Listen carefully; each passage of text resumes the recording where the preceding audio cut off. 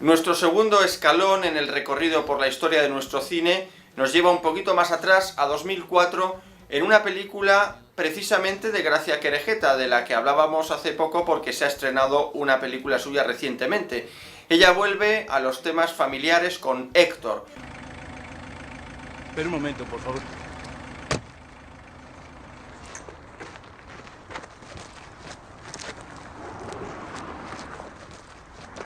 ¿Estás buscando a Héctor? Sí, Está ahí arriba. gracias. Una película hecha en un momento del cine español difícil, donde por un lado todavía están presentes los lastres de los tópicos o de un cine muy ideológico o de un cine muy casposillo.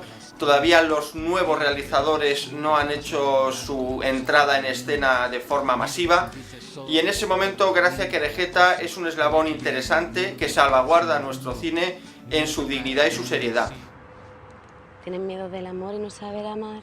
Tienen miedo de la sombra y miedo de la luz. Tienen miedo de pedir y miedo de callar. Miedo, que da miedo del miedo que da.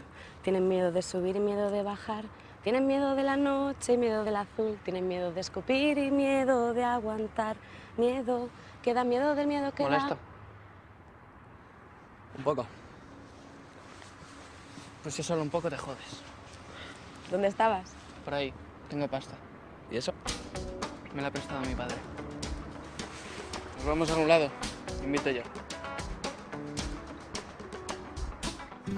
Héctor nos cuenta una historia familiar en la que un hijo, un chaval que vive con su tía, después de la muerte de su madre, después de un tiempo reaparece su padre, al que él prácticamente nunca había conocido porque se había marchado al extranjero cuando él era muy pequeño.